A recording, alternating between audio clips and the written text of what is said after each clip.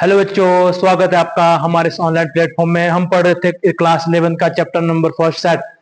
Set का आज रहेगा ये थर्ड लेक्चर, जिसमें हम आज उप समुच्चय के बारे में अध्ययन करेंगे। और इससे जो पहले की एक्सरसाइज 1.1 है, 1.2 है, हमने कंप्लीट करवा दी थी। 1.3 को समझने के लिए हमको उप समुच्चय के बारे में समझना पड़ेगा कि सबसेट क्या होता है। सबसेट देखेंगे आप,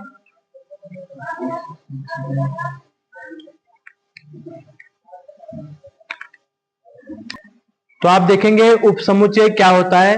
अगर आप उप समुच्चय को अच्छे से समझ जाते हैं तो हमारा जो एक्सरसाइज 1.3 है कंप्लीट हो जाएगी उप समुच्चय के कंसेप्ट से। तो आप यहाँ पे देखेंगे उप समुच्चय या जिसको कहते हैं सबसेट होता क्या है। यदि समुच्चय ए का प्रत्येक अवयव, हमारे पास यहाँ पे दो समुच्चय रहेंगे और एक समुच्चय दूसरे समुच्चय का उप समुच्चय कब बनेगा, उसके लिए कंडीशन क्या रहेगी, क्या शर्त रहेगी, देखेंगे। यदि समुच्चय ए का प्रत्येक अवयव समुच्चय बी का भी अवयव है या एक अवयव है तो ए बी का उप समुच्चय कहलाता है। इसको मैथमेटिकली समझेंगे। देखो यहाँ पे क्या बोला गया है कि यहाँ पे सिंबल रहता सबसेट का, A subset of B. A subset of B कब होगा, यदि ए बिलोंग टू कोई एलिमेंट हमारे पास है जो ए में रहता है या ए में आ रहा है। तो अगर वो ए में है तो दिस इंप्लाइज, इसका मतलब है कि अगर वो ए में है तो वो बी में भी रहेगा ही रहेगा, तब जाके वो जो हमारे पास ए सबसेट ऑफ बी होगा या ए उप समुच्चय बी हम इसे कह सकते हैं। जो समुच्चय ए है वो क्या रहेगा, बी का, जैसे सेट ए है बी का उप समुच्चय रहेगा। आई बात समझ में। देखेंगे यदि यहाँ पे कुछ और हमको, जैसे कि हम यहाँ पे अंडरलाइन करे हुए हैं, उचित उप समुच्चय क्या होता है, या दूसरा यहाँ पे अधि समुच्चय।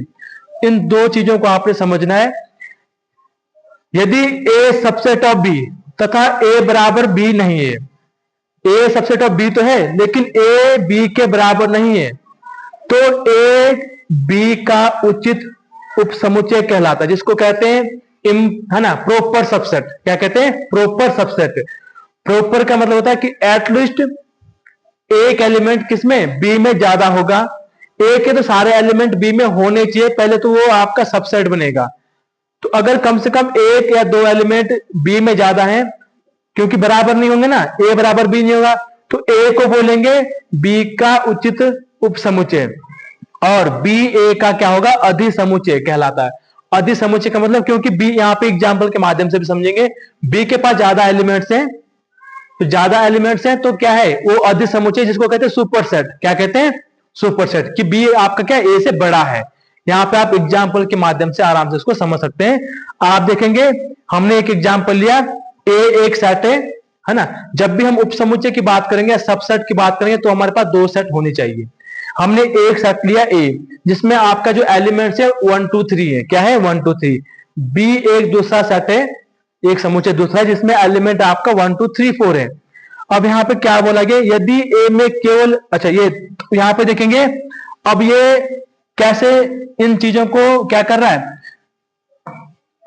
देखो जो आपका इम्प्रॉपर है, इम्प्रॉपर के लिए हमने, देखो पहली बात, ए बराबर बी नहीं है, A does not equal to B इस उचित समुच्चय के लिए। तो आप देख रहे हैं कि ए में कम एलिमेंट है, बी में ज्यादा एलिमेंट है, तो आपका उचित समुच्चय कब होगा कि ए बराबर बी नहीं होगा और ए के सारे एलिमेंट बी में होंगे, तो बी में कम से कम एक एलिमेंट ज्यादा हो, कम से कम एक एलिमेंट ज्यादा हो, तो इसको बोलेंगे, ए को बोलेंगे बी का उचित क्या, उप समुच्चय।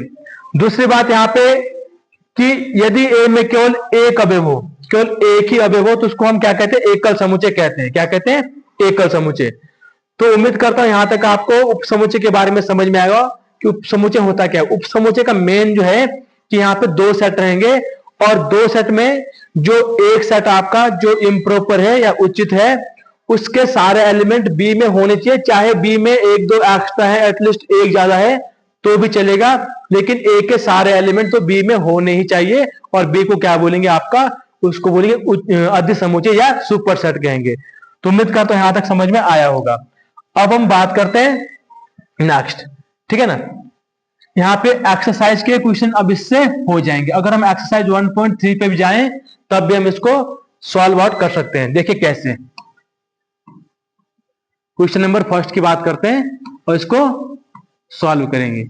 अब क्वेश्चन नंबर फर्स्ट में क्या बोला गया है वो आप देखेंगे। यहाँ पे क्वेश्चन नंबर फर्स्ट में बोला गया है, हाँ, इसके बाद हम अंतराल को समझेंगे कि अंतराल क्या होता है, इंटरवल्स क्या होते हैं। कि रिक्त स्थानों में प्रतीक आपको सिंबल दे रखे, है ना, एक अगर कोई सबसेट हो तो ए भरना है, कोई सबसेट नहीं है तो ए वाला सिंबल भरना, नॉट सबसेट ऑफ, है ना। तो ए सिंबल आपने भरने, तो सही कथन भरिए।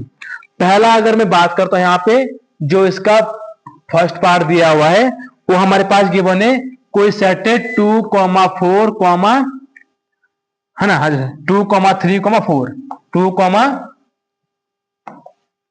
2,3,4, और दूसरा यहाँ पे डैश डैश दिया, क्या आप भरेंगे, और यहाँ पे दिया है 1,2,3,4,5। अब आप बताइए क्या ये वाला है, इसको अगर हम नाम ए भी दे दें, ये बी वाला है, तो क्या ये ए इस बी का सबसेट है या नहीं। तो सबसेट होने के लिए क्या हमने बताया था कि ए के सारे एलिमेंट बी में होने चाहिए, बाकी बी में अगर एक्स्ट्रा एलिमेंट्स हैं तो वो उनसे कोई फर्क नहीं पड़ेगा, पर ए के सारे एलिमेंट बी में होने चाहिए।